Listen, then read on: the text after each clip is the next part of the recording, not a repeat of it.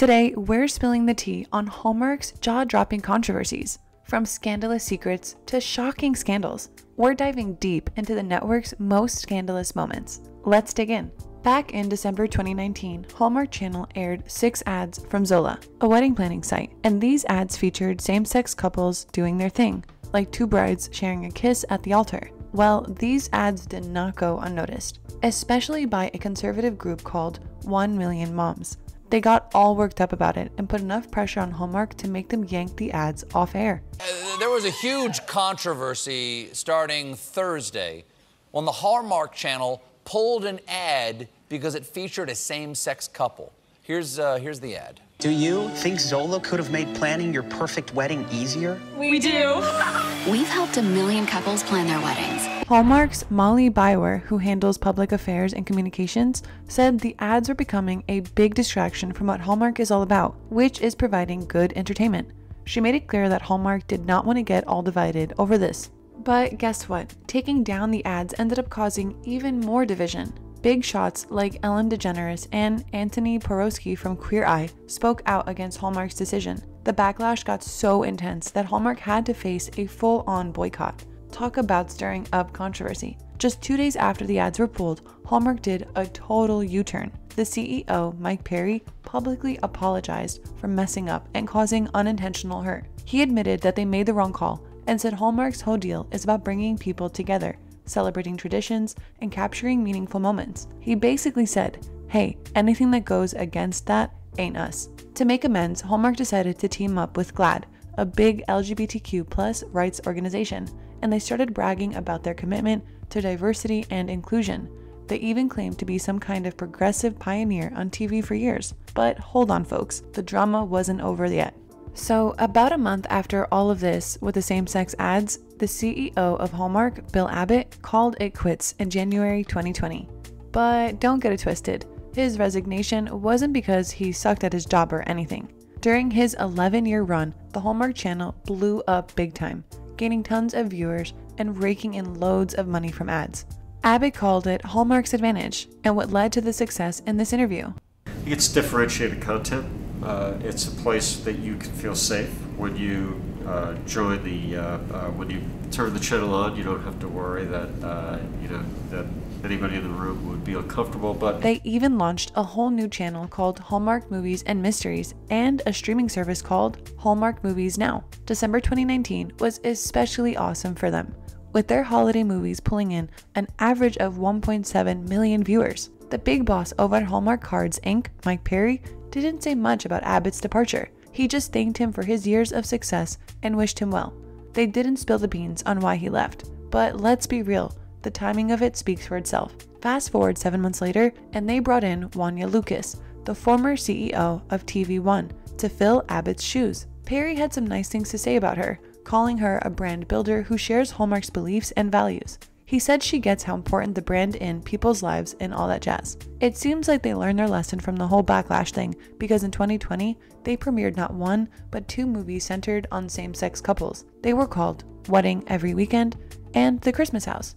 And just to show they were serious, in September, an executive named Michelle Vicari from Crown Media Family Networks said they were all having a bigger and more inclusive holiday table. Looks like Hallmark was trying to make things right and keep everyone happy. Guess who's making a comeback after a wild ride? None other than actress Lori Loughlin. After prison for her involvement in that crazy college admission scandal, she's making headlines again. This time, it's because she's footing the bill for 2 lucky college students' tuition and fees. Loughlin, being the generous soul that she is, reportedly coughed up over $500,000 to send these mystery students through 4 years of college. Talk about a hefty contribution. The news, initially spilled by US Weekly, has just been confirmed by Loughlin's representative. Remember, Lori and her husband, fashion designer Massimo Giannulli, were among the big shots caught red-handed paying off scammers to secure their kids' spots at fancy universities. They shamelessly shelled out $500,000 to Rick Singer and his Key Worldwide Foundation just so that their daughters, Olivia Jade and Isabella Rose, could pretend to be rowing prodigies at the University of Southern California. They even went as far as posing their girls on rowing machines for fake application photos. Talk about desperate measures. The scandal landed Lori a 2-month vacation behind bars, which she served with gusto before being released in December. She also had to dig deep into her pockets and fork over $150,000 in fines. Oh, and let's not forget the 100 hours of community service she had to complete. Meanwhile, her better half, Massimo, scored a 5-month prison sentence, a $250,000 fine, and 250 hours of community service. He joined the post-prison club in April. Olivia Jade spoke out after the scandal, and this is what she had to say. Your mom's been in prison for a few weeks. Yeah. Your dad just went. Yes. How's that been?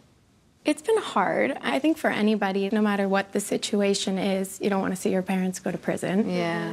Despite all of this, Lori is making a comeback to the screen. She's reprising her role as Abigail Stanton in the 2nd season of When Hope Calls, the spin-off of Hallmark's beloved When Calls the Heart. Remember, Hallmark Channel initially pulled the plug on all projects involving Laughlin during the scandal. Abigail had to hit the road after 6 seasons, leaving fans heartbroken. But now, When Hope Calls will be hitting our screens on the GAC Family Channel. It's safe to say that Lori Loughlin's life has been a roller coaster of a ride of scandals and comebacks. Who knows what wild twists await for her in the future? And you know what awaits you in the future? More of our weekly videos. Currently, 95% of our viewers are not subscribed. If that's you, hit that subscribe button below to show your support for our channel and to stay up to date on all the latest buzz. And if you really love us, you'll consider becoming a member today. Now, back to the video. When the local newspaper announced a casting call for a Hallmark Christmas movie, the residents of Gibson couldn't resist the opportunity. The town turned into a magical winter wonderland for the filming of A Christmas Carousel, based on a book series called Christian Godwinks. Here's a little behind the scenes for you guys. Carla is an art teacher. Great job. And I work also with my father, and we restore carousels. And the Prince of Ancadia calls us. They want us to restore your great-grandfather's Christmas carousel. Everything looks perfect, right? So Leslie Hurrat and her buddies were all excited to be extras in the movie, expecting the usual Hallmark charm. But things took a disappointing turn for Hurrat. On the first day of shooting, she found herself pushed to the sidelines because of her skin color. Sure, she got to be part of a scene where a crowd gathered to watch the lighting of a Christmas tree, but when it came to the romantic couple scenes, she was told to sit out. Shocked and taken aback, she was told by the casting person that Hallmark supposedly had some policy against showing interracial couples in their movies. Hallmark's parent company, Crown Media, responded to these accusations, saying they don't have any policy, whether spoken or unspoken, against interracial couples in their shows. They made it clear that they value diversity and sensitivity to their content, aiming to avoid offensive stereotypes and treat everyone with dignity. But here's the twist. Anonymous sources from the film industry in British Columbia spilled the beans, claiming that an interracial policy has been floating around in Hallmark production for a while. People have been afraid to speak up about it because Hallmark movies are a big deal in the BC film scene, and they fear the consequences. It's a shame that even behind the magical facade of Hallmark movies, controversies like this pop up, reminding us that there is still work to be done to make the entertainment industry truly inclusive. Moving on, back in 2017, Times Standard City editor Ruth Scheider decided to dig into the scandalous reports surrounding the Hallmark Channel and their lack of diversity and inclusion. She reached out to the network directly, asking why they never showcased any same-sex couples in their Christmas movies. Pam Slay, some sort of big shot at Crown Media, which owns Hallmark, responded by saying they don't have any specific values they're trying to force on people, and that they just want to provide a good viewing experience for everyone in the family.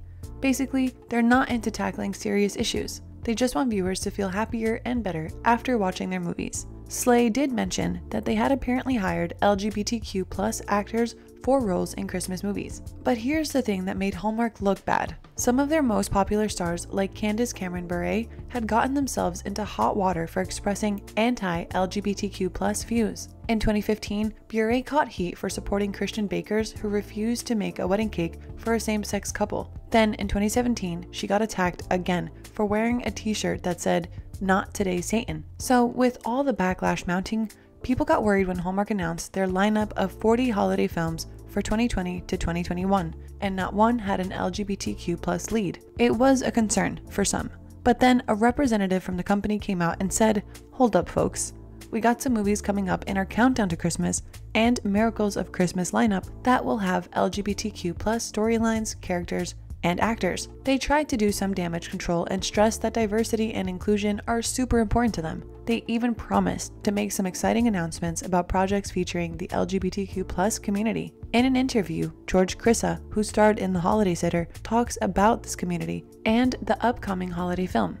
If you watch the countdown to Christmas this year, there's LGBTQ folks all over the place. And what's really wonderful in what they're doing is they're not making a big deal out of it. I would have... Next, you must be wondering, how and why is ageism on the list? Well, Hallmark seems to have a thing against age, and it's causing some legal trouble for them. Take the case of Robert Levy, the former director of Home and Family. He got the boot on July 24th, 2015, and boy was he mad about it.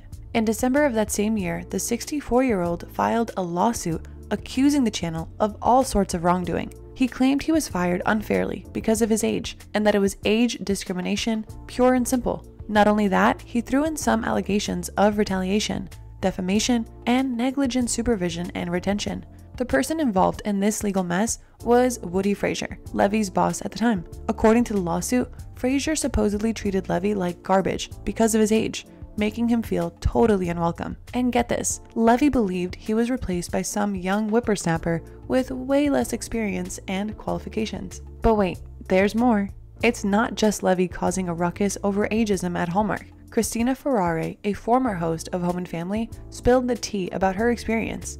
She said she was completely shocked and devastated when they gave her the boot at the ripe age of 66. According to Ferrare, they straight up told her she was too old and that the big shots at Hallmark wanted to take the show in a different direction. What's worse, she and her co-host Mark Steins didn't even get a chance to say goodbye. They were shown the door without any closure, and the audience was left in the dark too. So these were some of the largest scandals that rocked the Hallmark Channel. Which controversy shocked you the most? Let us know in the comments below. And if you enjoyed today's video, please do not forget to leave a like and subscribe if you haven't already. Thank you so much for watching. Hope you have the best day. See you next time.